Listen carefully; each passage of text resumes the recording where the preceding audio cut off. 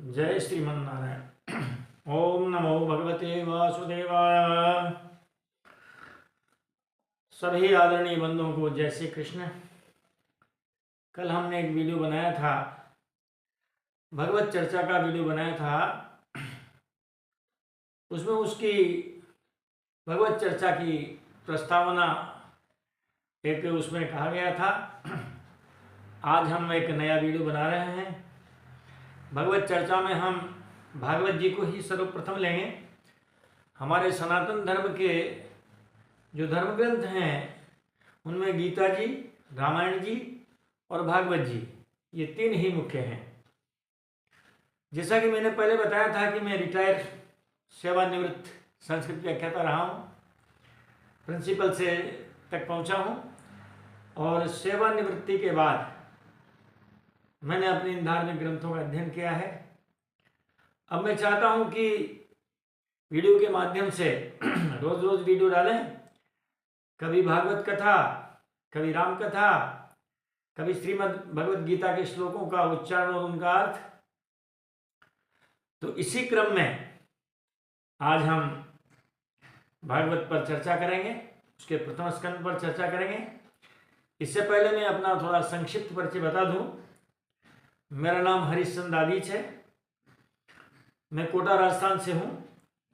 मूल निवास यहाँ से थोड़ा दूर है, लेकिन चूँकि अब कोटा में यहाँ मकान ले लिया है, यहीं रहते हैं। और चूँकि काम कुछ अब है नहीं, तो भगवान ने हमें बहुत अच्छा काम दे दिया है कि पंडित जी महाराज अब आप रोटी खा के सोइए मत और कुछ भगवत चर्चा कीजिए। इसी बहाने आपसे मिलना जुलना हो जाएगा। और चूँकि भागवत सबसे अच्छा ग्रंथ है, इसमें ज्ञान, भक्ति और वैराग्य का वर्णन है, तो क्यों नहीं इसी के ऊपर चर्चा की जाए।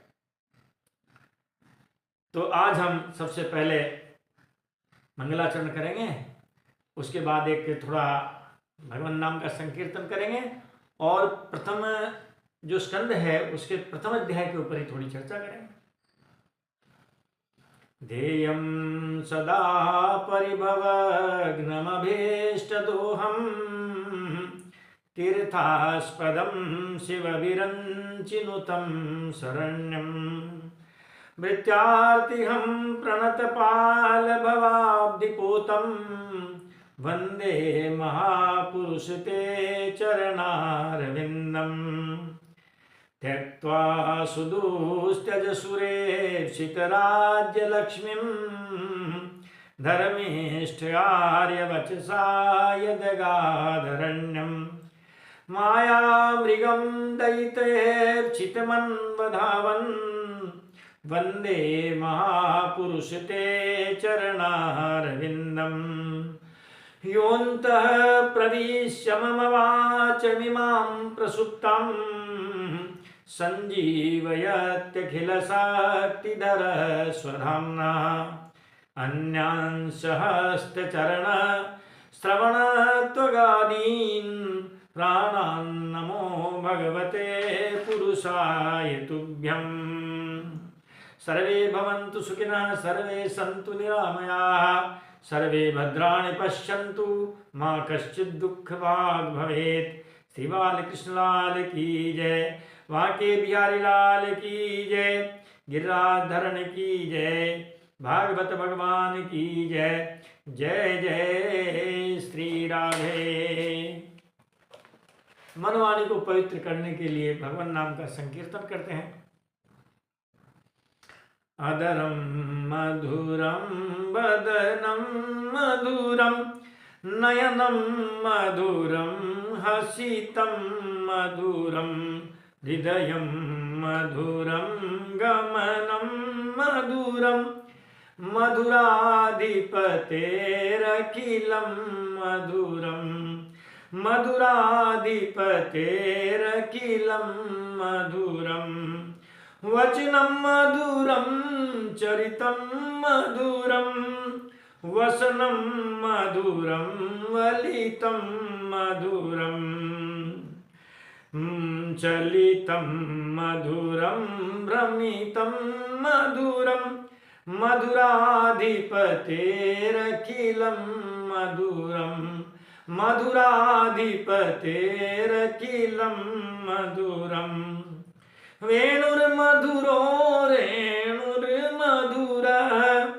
पाणिर्मधुर पादौ मधुरो नत्यं मधुरं सख्यं मधुरं मधुराधिपतेरखिलं मधुरं मधुराधिपतेरखिलं मधुरं गीतं मधुरं पीतं मधुरं भुक्तं मधुरं सुप्तं मधुरं रूपं मधुरं तिलकं मधुरं मधुराधिपतेरखिलं मधुरं मधुराधिपतेरखिलं मधुरं कर्णं मधुरं तरणं मधुरं हरणं मधुरं रमणं मधुरं वमितं मधुरं समितं मधुरं मधुराधिपतेरखिलं मधुरं मधुराधिपतेरखिलं मधुरं गुंजा मधुरा माला मधुरा यमुना मधुरा वीची मधुरा सलिलं मधुरं कमलं मधुरं मधुराधिपतेरखिलं मधुरं मधुराधिपतेरखिलं मधुरं गोपी मधुरा लीला मधुरा युक्तं मधुरं मुक्तं मधुरं दृष्टं मधुरं शिष्टं मधुरं मधुराधिपतेरखिलं मधुरं मधुराधिपतेरखिलं मधुरं गोपा मधुरा गावो मधुरा यष्टिर्मधुरा श्रेष्ठिर्मधुरा दलितं मधुरं फलितं मधुरं मधुराधिपतेरखिलं मधुरं मधुराधिपतेरखिलं मधुरं बोलिए बांके बिहारी लाल की जय। जैसा कि मैंने बताया, ये आधुनिक उपकरणों में मेरी उतनी जानकारी नहीं है। हमारे बहुत शिष्य हैं जो कॉलेज में लेक्चरर हैं, स्कूलों में सब जगह नौकरी कर रहे हैं, क्योंकि 36 साल की राज्य सेवा में बहुत ऐसे शिष्य रहे जो आज भी समर्पित हैं। उन्होंने मुझसे कहा, गुरुजी आप इस तरह वीडियो बनाइए। हमने कहा बेटा हमें वीडियो बनाना आता नहीं, हम तो 2, 4, 10 कथाएं भी कर चुके हैं, लेकिन कहीं का हमारे पास वीडियो है नहीं। जब नई कथा कहीं होती है तो हमसे वीडियो मांगते हैं, तो हम कह देते हैं भाई हमने कभी वीडियो बनाना नहीं। उन्होंने कहा गुरुजी आपकी व्यवस्था सब हम करेंगे। हमारे एक शिष्य है, बालक है, व्याकरणाचार्य है, रेवती रमण दादीच, तो उसने सारी व्यवस्थाएं जुटाई है, उसी ने वीडियो बनवाया है, उसी ने डाला है वीडियो यूट्यूब पे। न हमें अभी वीडियो बनाना आता है, न हमें अभी वो डालना आता है यूट्यूब पे, लेकिन ये बच्चे हैं, ये सब काम करेंगे। तो जब तक इनका सहयोग रहेगा हम करते रहेंगे, क्योंकि जब जवान और बूढ़े दोनों मिलते हैं तो काम हो जाता है। आप सुंदरकांड की चौपाई जब पहली पढ़ते हैं, ये जामवंती के बचन सुहाए, सुनि हनुमंत हृदय अति भाए, सुनि हनुमंत हृदय अति भाए, जामवंती के बचन सुहाए। तो जामवंत जी जब मिले, हनुमान जी जब मिले, महाराज सुंदरकांड बन गया। हम तो बूढ़े जामवंत हैं, 70 साल के होने को आए, लेकिन चूंकि हमारे कुछ अंगद हनुमान हैं भी, तो वो जब जब हमारा ये सहयोग करते रहेंगे, हम वीडियो डालते रहेंगे। तो अब चलते हैं भगवत चर्चा में, भागवत कथा पे। जैसा कि आपको याद है कि भागवत में 12 स्कंद हैं ही सही, और महात्म्य 6 अध्याय का है। भागवत के 335 अध्याय हैं, 18,000 श्लोक हैं, तो बड़ा विशाल ग्रंथ है। और सुना है कि जयदेव व्यास जी महाराज ने ये 17 पुराण लिखने के बाद ये अंतिम 18वां पुराण लिखा, और इसने लिखने के बाद फिर उन्होंने अपनी वाणी को विराम दे दिया। तो देखते हैं प्रथम स्कंद में व्यास जी महाराज ने क्या लिखा है। सबसे पहले तो उन्होंने मंगलाचरण किया है। ये मंगलाचरण बहुत ही ईश्वर की परिभाषा करता है, बहुत अच्छा लिखा है उन्होंने। देखिए आप, जन्मादिस्य यतोन्मयादितरतश्चार्थे स्वविज्ञः स्वराट् तेने ब्रह्महृदाय आदिकवये मुह्यन्ति सूरयः तेजो वारिमृदां यथा विनिमयो यत्र त्रिसर्गो मृषा धाम्ना स्वेन सदा निरस्तकुहकं सत्यं परं धीमहि। जो परम पिता परमात्मा है, जो सत्य स्वरूप है, व्यास जी महाराज उनका ध्यान कर रहे हैं। मगर धीमहि जो उन्होंने क्रिया लगाई है, यह बहुवचन की क्रिया लगाई है। व्यास जी अकेले भगवान का ध्यान नहीं कर रहे हैं, वह तो अपने शिष्यों सहित सब जितने भी उनके परिजन हैं, जितने भी हैं, सबके साथ वो भगवान को का ध्यान कर रहे हैं। क्योंकि हमारे यहाँ तो सर्वे भवन्तु सुखिनः है, इसलिए हम जो भी मंत्र देखते हैं लगभग सभी में बहुवचन का प्रयोग हुआ है। आप गायत्री मंत्र लीजिए तो वहाँ भी धियो यो नः प्रचोदयात् और धीमहि शब्द का वहाँ भी प्रयोग हुआ है। आप महामृत्युंजय मंत्र का लेंगे, जप करेंगे तो महाराज वहाँ पर भी यजाम है, वो उत्तम पुरुष का बहुवचन ही है। तो यहाँ तो सब बहुवचन का प्रयोग होता है। उन्होंने कहा महाराज हम उन परमात्मा का ध्यान करते हैं जिन परमात्मा से यतः, जिन परमात्मा से अस्य संसार से जगतः वा जन्मादि भवति, मतलब जन्म भी होता है, उसका पालन भी होता है, उसका लय भी होता है। इसीलिए उन्होंने तो जन्मादि लिख दिया। अब जन्मादि में जन्म भी है, पालन भी है और संहार भी है। किस होता है? यतः, यस्मात्, ईश्वरात्, भगवतः। और कहा महाराज अन्वयाद इतरतः च अर्थेषु अभिज्ञः। आप परमात्मा को जानेंगे कैसे? कहा परमात्मा जो जाने जाएंगे वो अन्वय और व्यतिरेक के माध्यम से जाने जाएंगे।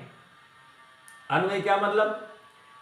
कहा यद सत्वात् यद सत्व इति अन्वयः, और यद अभाव तद भाव इति व्यतिरेकः। जिसके होने से जो होता है वो अन्वय है, जिसके नहीं होने से जो नहीं होता है वो व्यतिरेक है। तो महाराज संसार में जो उपस्थित वस्तु है उनमें परमात्मा है।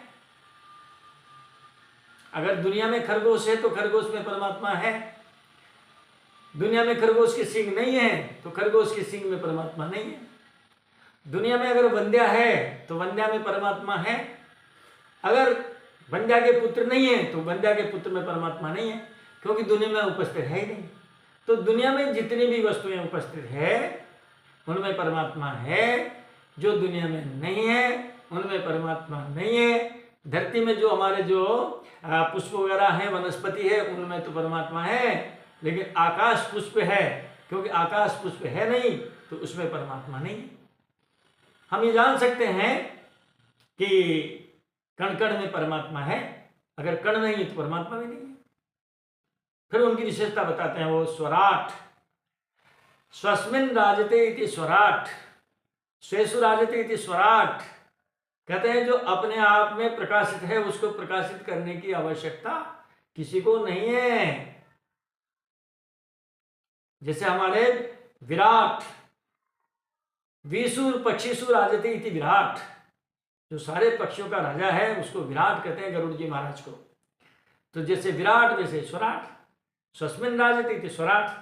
हम गोस्वामी तुलसीदास जी कुछ चौपाइयों का भी सहारा लेना चाहेंगे। गोस्वामी तुलसीदास जी ने लिखा महाराज, जैसे कहा ना कि साहब जिनसे पालन भी होता है, जन्म होता है, पालन होता है, संहार भी होता है, तो गोस्वामी जी ने भी लिखा महाराज, जाके बल बिरंची हरीसा पालत सृजति हरत दस सीसा। जा बल शीस धरत सहसानन, अंडकोशी समेत गिरि कानन। जाके बल विरंचि हरीसा, उन सत्य स्वरूप परमात्मा के बल पर ही, विरंचि इति ब्रह्मा, हरि इति विष्णु, ईसा इति शिव, ये जो तीन हमारे मुख्य देवता हैं महाराज, उन्हीं परमात्मा के बल पर कहते हैं ये तो सृजति, ये तो पालति और ये तो हरत, ऐसे परमात्मा है। ये परमात्मा की परिभाषा की महाराज। अब कहते हैं वो तो स्वयं प्रकाश है। तो स्वयं प्रकाश कैसे हैं? तो कहते हैं महाराज, जगत प्रकाश प्रकाश किरामु, मायाधीश ज्ञान गुण धामु, मायाधीश ज्ञान गुण धामु। जगत प्रकाश प्रकाश किरामु, मायाधीश ज्ञान गुण धामु। जगत प्रकाश है, उसको प्रकाशित किया जाएगा, लेकिन रामु प्रकाशक है। लेकिन राम जी महाराज तो स्वयं प्रकाशक है महाराज। सूर्य को कोई मोमबत्ती दिखाने की जरूरत नहीं है, वो दुनिया को दिखाता है, लेकिन स्वयं प्रकाशमान है। वो स्वराट है, स्वस्मिन राजते प्रकाशते इति स्वराट। और क्या है? कहते महाराज वो तो मायाधीश हैं, हम मायाधीन हैं, वो मायाधीश है। ज्ञान गुण इनके धाम है महाराज। तो परिभाषा, परमात्मा की जो परिभाषा है वो स्वामी तुलसीदास जी ने दी। मैंने यत्किंचित रामचरितमानस का भी अध्ययन किया, और श्लोक में जहाँ जहाँ भी मतलब भाव साम्य मिला है, उस भाव साम्य में हमने कुछ चौपाइयाँ भी ली है। जैसे ये 2 चौपाइयाँ हैं। अब आगे व्यास जी महाराज कहते हैं कि महाराज, तेने ब्रह्म हृदय आदि कवये मुह्यन्ति यत् सूर्य। उन्होंने तो सबसे पहले, वो आदि कवि ब्रह्मा जी महाराज हैं, वो जब वेदों के ज्ञान में जरा मोहित हो रहे थे, और अन्य यत् सूर्य, और भी जो विद्वान लोग हैं महाराज, वो जब इस वेदों के ज्ञान में, वेदों के प्रकाश में जब मोहित हो रहे थे, तो तेन उन्हीं परमात्मा ने महाराज हृदय, कहते हैं अपने हृदय के प्रकाश से उन्होंने उन आदि कवि को अपने वेदों का ज्ञान भी दिया। तेजो वारि मृदाम यथा विनिमयो यत्र त्रिसर्गो मृषा। त्रिसर्गो अमृषा, मृषा का मतलब होता है झूठ, और अमृषा का मतलब होता है सत्य।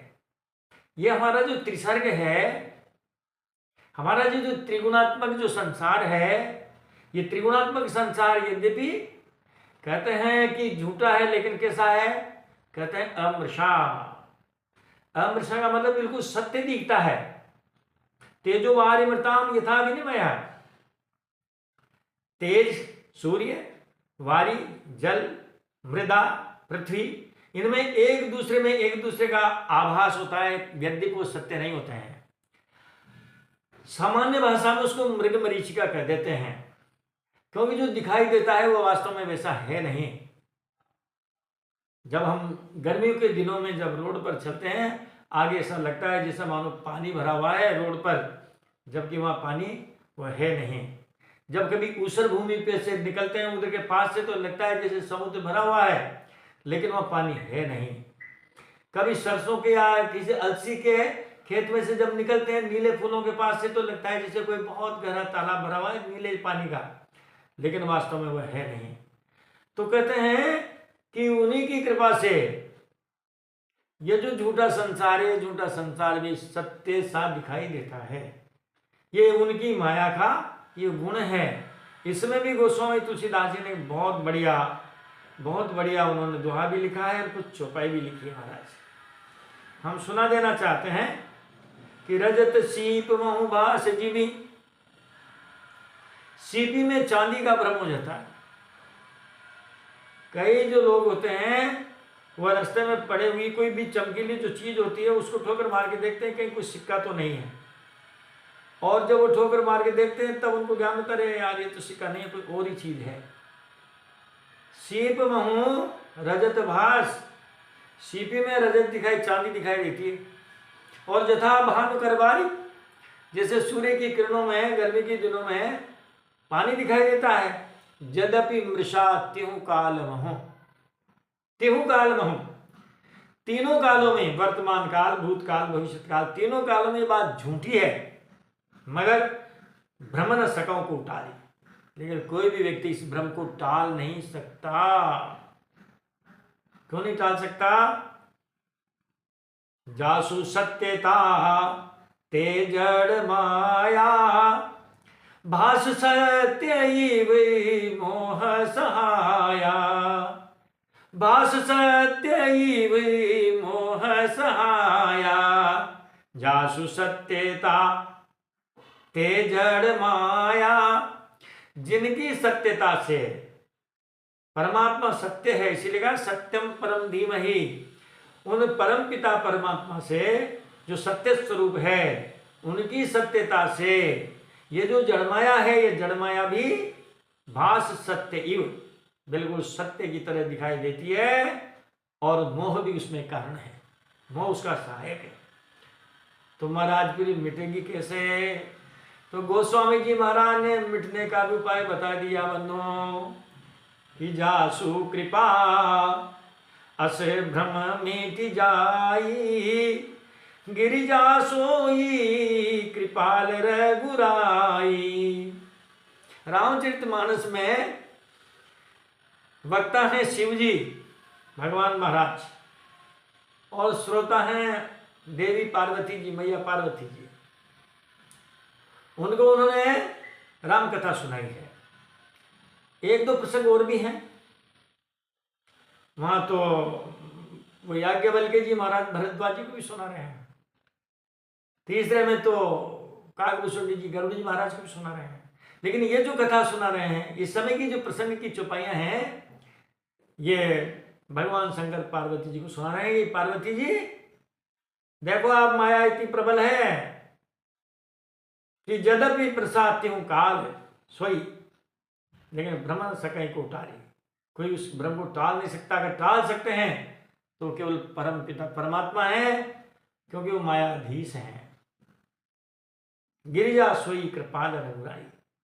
तो इस प्रकार उन्होंने परमात्मा के प्रभाव को बताते हुए कहा कि तेजोवारी मृदाम यथा विनिमयो यत्र त्रिसर्गो मृषा, अमृषा सत्य दिखाई देता है।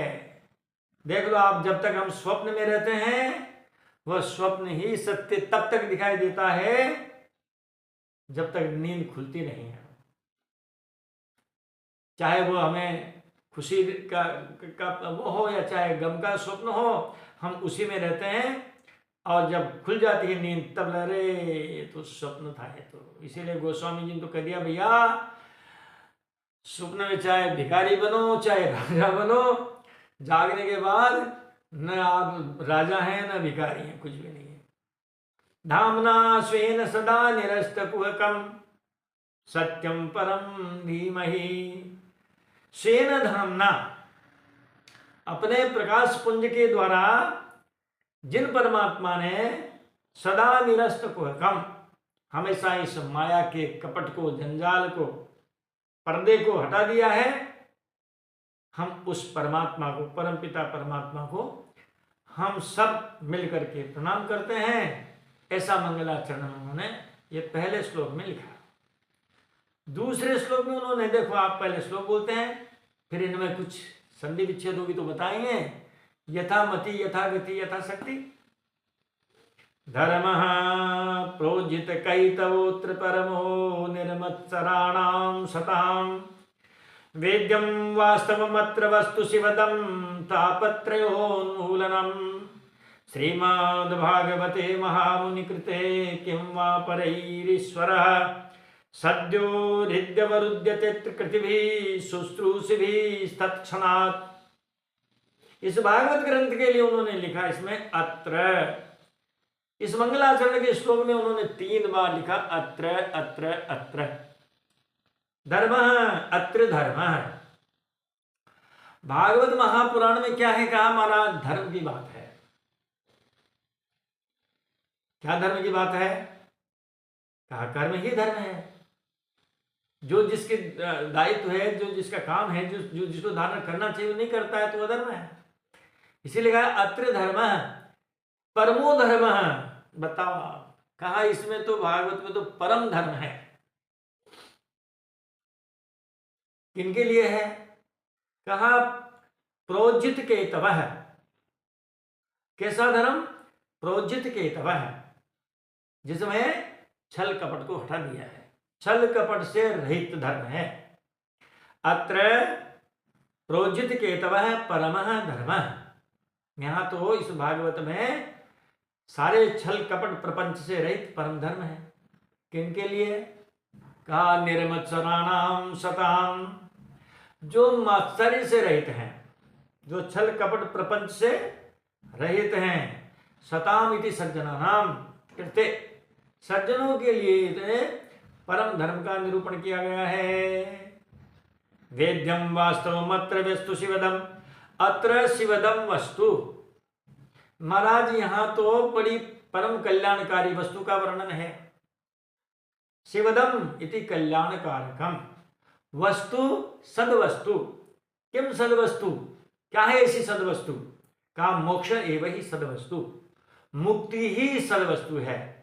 और श्रीमद् भागवत को कहते हैं ये मोक्ष का ग्रंथ है। किनके द्वारा? भक्ति, ज्ञान और वैराग्य के द्वारा आप मोक्ष को प्राप्त कर सकते हैं।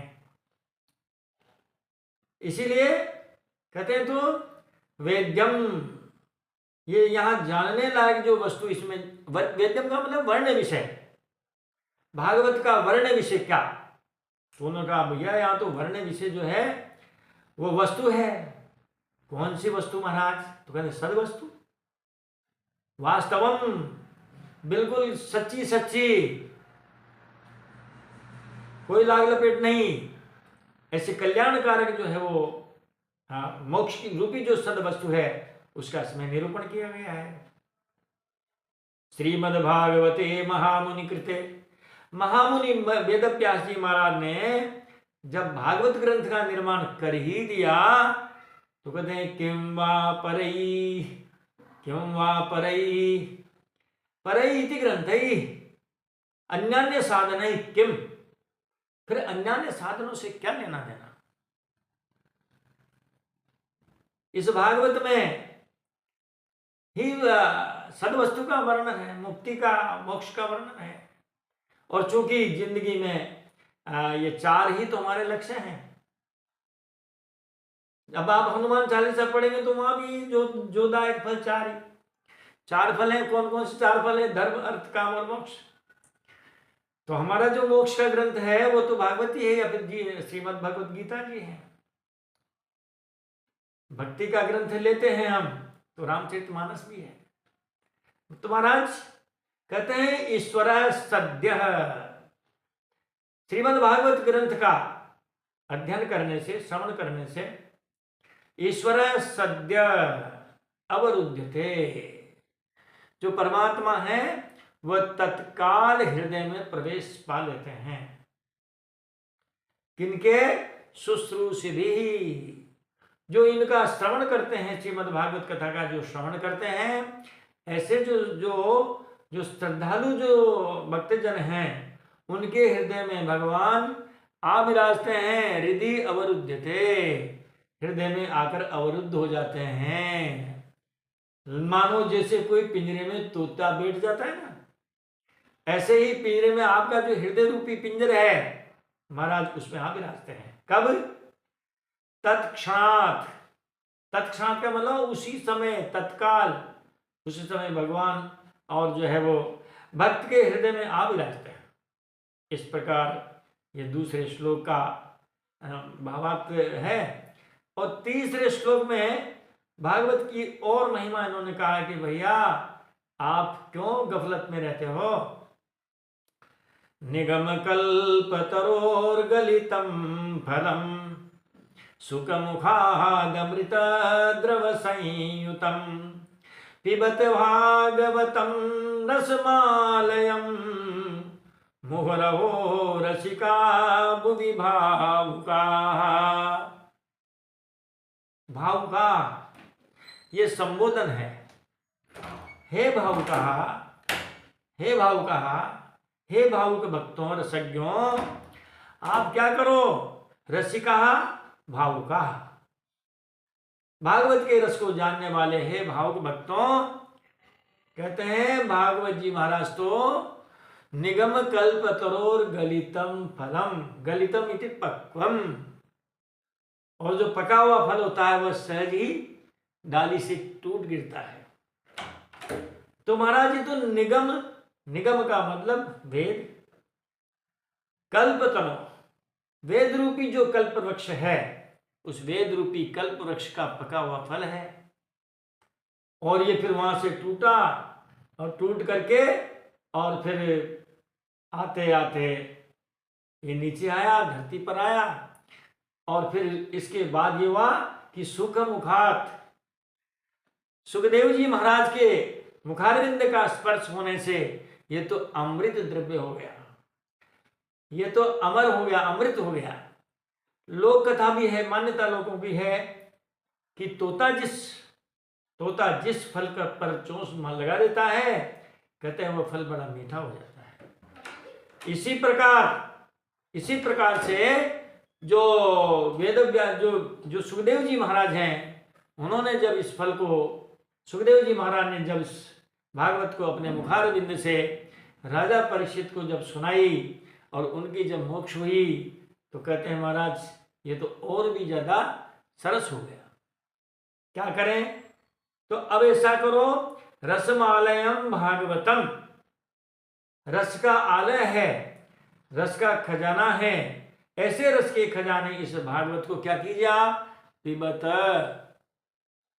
पापाने धातु है, लोट लकार है, मध्यम पुरुष है, बहुवचन है। पिबत पिबताम पिबंतु पिब पिबतम पिबत यूयम पिबत। आप सभी इस ये जो रस है, रसयुक्त जो फल है, भक्ति रस का जो ये भागवत रूपी फल है, महाराज इसके रस का आप पान कीजिए। क्योंकि मुहु का मतलब बार बार, पुनः पुनरअपि, आप इतना पीजिए कि फिर पीजिए, फिर विश्राम कीजिए, फिर पीजिए और पीते ही रहिए। भुवि का मतलब है पृथ्वी पर, ये पृथ्वी पर ही सुलभ है। क्योंकि जब सबसे पहले महात्म्य में बताया गया है, सुखदेव जी महाराज जब कथा सुनाने लगे थे, तो इस भागवत का रसपान करने के लिए तो देवता भी आए थे। उन्होंने उन देवताओं को अपात्र घोषित किया और उनको एक कथा का दान नहीं दिया। जब तो अमृत लेके आए थे, कह रहे थे महाराज आपके यजमान की 7 दिन में सर्पदंश होने वाला है, आप उसको ये अमृत पिला दीजिए और अमर हो जाएगा। कथा अमृत हम ले जाते हैं, ये स्वर्ग का अमृत आप इसे पिला दीजिए। मगर उन्होंने उनको पात्र नहीं समझा और वापस लौटा दिया। कहा कांच किरच बदले तेली, है। तो कहा भैया तुम्हारी जो तुम्हारा जो स्वर्ग का अमृत है, ये तो कांच का टुकड़ा है, हमारा तो ये कथा तो मणि है। ऐसा कौन होगा जो कांच के बदले में अपनी मणि देना चाहेगा? इस प्रकार उन्होंने भागवत का ये मंगलाचरण किया है। और चूंकि आज वीडियो अब यहीं इसका विश्राम करते हैं, कल फिर आपसे मिलेंगे। सभी को जय श्री कृष्णा। और हमारे जितने शिष्य वर्ग हैं जो हमारा काम कर रहे हैं, उनको बहुत बहुत आशीर्वाद।